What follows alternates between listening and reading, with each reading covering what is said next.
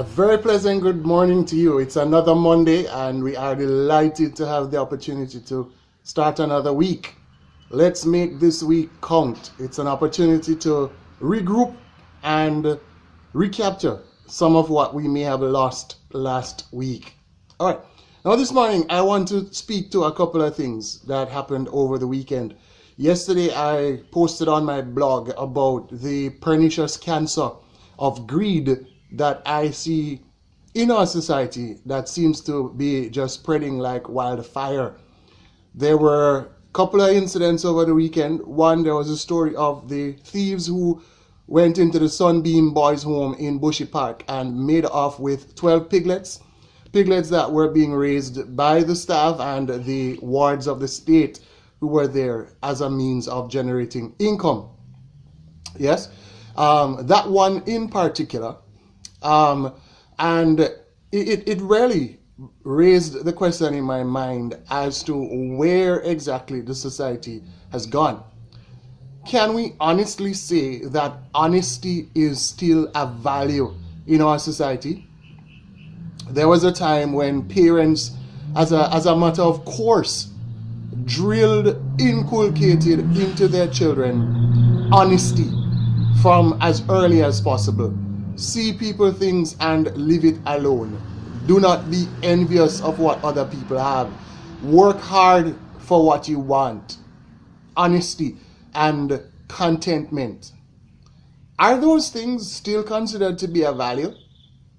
Now, are we to believe that it is persons from outside of the community who came in and stole those pigs? I don't know. Maybe. But what if it is that it is somebody from right there in the community? Are we also to believe that persons in the community do not know who these men are? Is it the see and deaf, hear and blind phenomenon operating here again? Or is it just those who are benefiting from those piglets that were stolen, who are thinking only of themselves? These are wards of the state, for crying out loud, trying to survive, trying to make things work with the limited resources that these homes usually have to operate with. And these thieves went in and stole the pigs. And the gentleman from the home is saying that it's not the first time that they have lost chickens, and it's a constant struggle to keep the animals that they are rearing. Now, these are wards of the state. These are persons who start out with some significant deficits in our society. I think this is the kind of thing that Amos and Joel and Haggai and Obadiah, Isaiah, Jeremiah, the prophets of old, would be thundering about, because these are orphans, persons who have been rejected by their parents, perhaps the kinds of persons that God, through the prophets, constantly raised an issue about how we are to be particularly specific about looking out for those kinds of persons.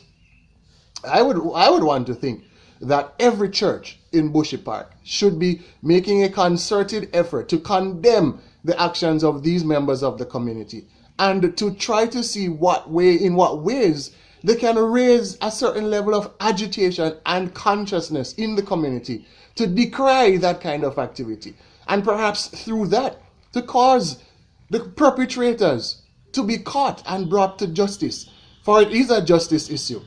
I think this is something that the prophets of God would certainly be agitating about, and I believe, and I'm calling on the churches in the Bushy Park area to see this for what it is, to recognize that the wards of the state at that home are among those that we constantly hear the prophets chiding the people of God about their neglect for them, their abuses of them, and the ways in which they are not carrying out God's heart towards those persons.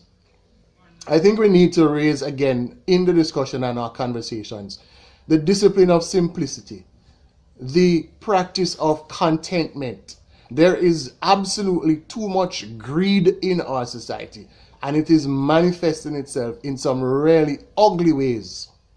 Let's regroup and revalue honesty and contentment.